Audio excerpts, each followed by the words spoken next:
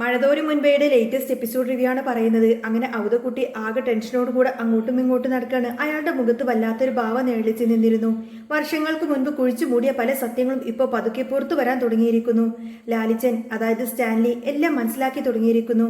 വൈജയന്തിയുമായിട്ടുള്ള സ്റ്റാൻലിയുടെ പഴയ ബന്ധം തകർക്കാൻ താനും കുടുംബക്കാരും ചേർന്ന് നടത്തിയ ആ വലിയ ഒത്തുകളി ഇപ്പോൾ സ്റ്റാൻലി തിരിച്ചറിഞ്ഞിരിക്കുന്നു.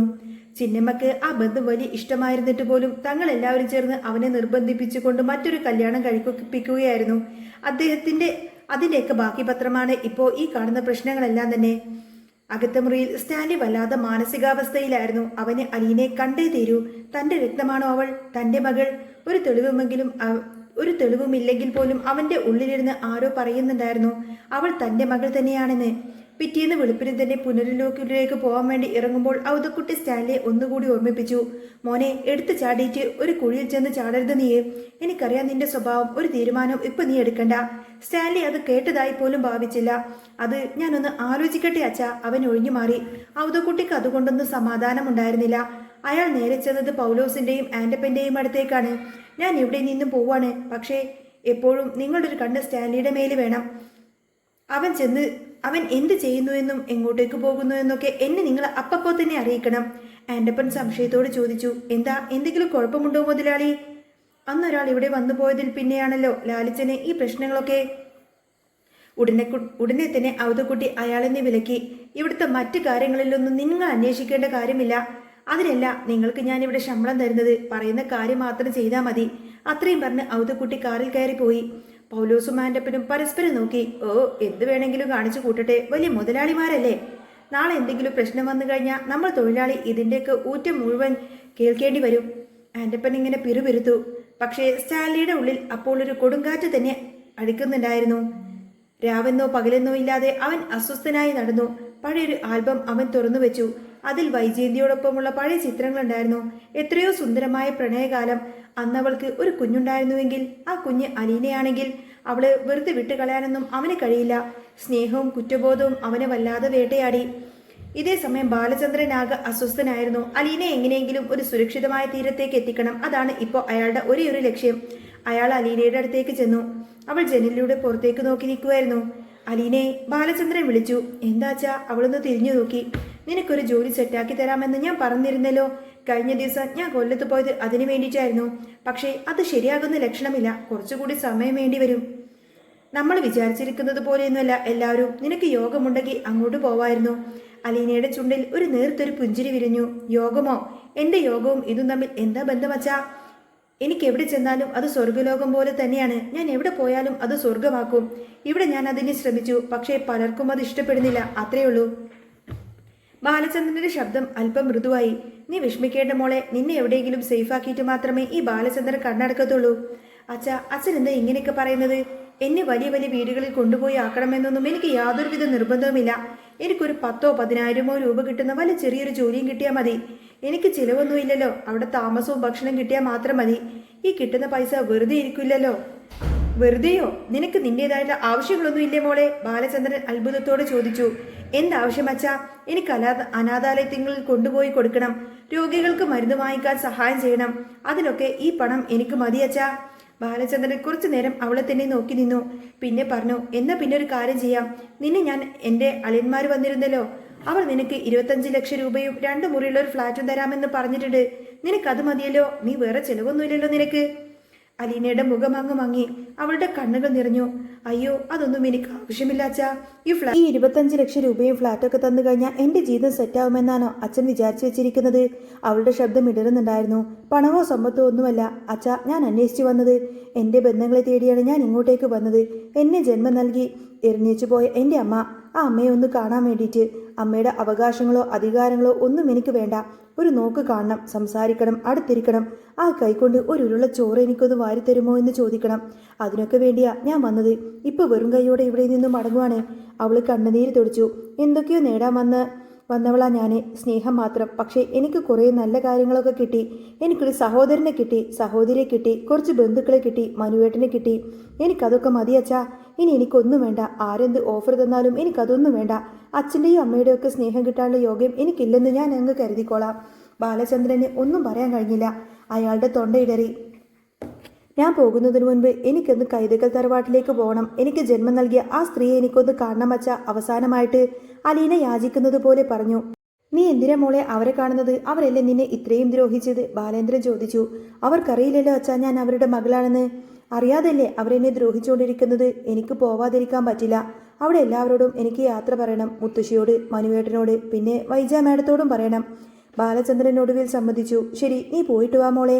ഞാൻ കൊണ്ടുവിടണോ? വേണ്ട അച്ഛാ, ഞാൻ അവിടെ അച്ഛൻ വന്നാൽ പിന്നെ അതൊന്നും ശരിയാവില്ല. ഞാൻ ഒറ്റയ്ക്ക് പോയിക്കോളാം. വന്നതും ഞാൻ ഒറ്റയ്ക്കല്ലേ, പോകുന്നതും അങ്ങനെ തന്നെ മതി. എൻ്റെ കൂടെ എൻ്റെ ഈശോയുണ്ട്. ഇതേ സമയം കൈതക്കൽ തറവാടിന്റെ പടി കിടന്നുകൊണ്ട് അലീന ഉള്ളിലേക്ക് നടന്നു വരുമ്പോൾ അന്തരീക്ഷത്തിൽ വല്ലാതെ മൂകതയുണ്ടായിരുന്നു. അവളെ കണ്ടപ്പോൾ കമലമ്മയുടെ മുഖമൊക്കെ വക്രിച്ചു. ദേ വരുന്നുണ്ട് അവള്. ആ ശവം, ആ മൂദേവി ഇങ്ങോട്ടേക്ക് തന്നെ കെട്ടി എഴുന്നള്ളുണ്ട്. കമലമ്മ വിളിച്ചു കൂവി. അവർ നേരെ വൈജയന്തിയുടെ അടുത്തേക്ക് ചെന്നു. അവൾ ഇതുവരെ പോയില്ലേ? എന്തിനാ അവൾ ഇങ്ങോട്ടേക്ക് വരുന്നത്? അപ്പോഴേക്കും മനു അങ്ങോട്ടേക്ക് വന്നു. കയറി വാ അലീന, അവൻ സ്നേഹത്തോടെ വിളിച്ചു. എന്നിട്ട് കമലയോട് പറഞ്ഞു, അലീന വന്നിട്ടുണ്ടമ്മേ, ഒരു ചായ എടുക്ക്. കമല പുച്ഛത്തോടെ ചിരിച്ചു. ഞാനോ? ഇവൾക്കൊക്കെ ചായ കൊടുക്കണോ ഞാനേ?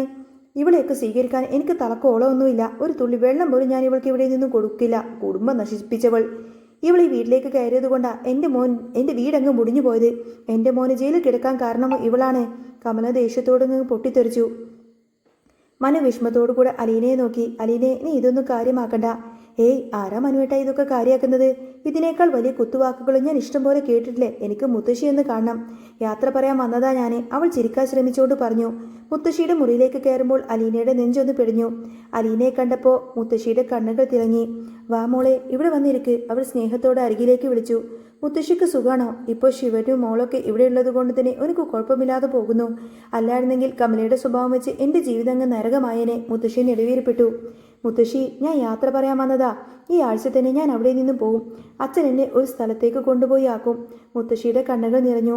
നീ പോകുവാണോ മോളെ? നീ പോയേ പറ്റൂ. നിനക്ക് ഒരു ജീവിതം വേണ്ടേ? നിന്റെ കൂടെ വന്ന് നിൽക്കണമെന്നൊക്കെ എനിക്ക് വല്ലാത്ത ആഗ്രഹമുണ്ട്. നിന്നെ ഞാൻ അത്രക്കധികം സ്നേഹിക്കുന്നുണ്ട്. പക്ഷേ ഈ കിളവി എന്ത് ചെയ്യാനാ മോളെ? ഞാൻ പറയുന്നത് ഈ വീട്ടിൽ ആരും കേൾക്കില്ല. അതൊക്കെ എനിക്കറിയാം മുത്തശ്ശി. മുത്തശ്ശി വിഷമിക്കേണ്ട. ഞാൻ പോയാലും ഇടയ്ക്കിടയ്ക്ക് മുത്തശ്ശിയെ കാണാൻ വരും. ഞാൻ വിളിക്കാം. എൻ്റെ സ്വന്തം മുത്തശ്ശിയായത്. അലീന അങ്ങനെ മുത്തശ്ശിയെ കെട്ടിപ്പിടിച്ചൊരു ഉമ്മ വെച്ചു. ആ സ്നേഹത്തിൻ്റെ മുന്നിൽ മുത്തശ്ശിയുടെ കണ്ണുനീരങ്ങ് ധാരധാരയായി ഒഴുകി.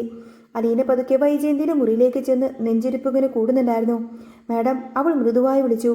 വൈജയന്തി ഒന്ന് തിരിഞ്ഞു നോക്കി. അവളുടെ കണ്ണുകളിൽ വെറുപ്പ് മാത്രം. എന്തടി നിനക്ക് വേണ്ടത്? നിന്നോടാരാടി ഇങ്ങോട്ടേക്ക് വരാൻ പറഞ്ഞത്?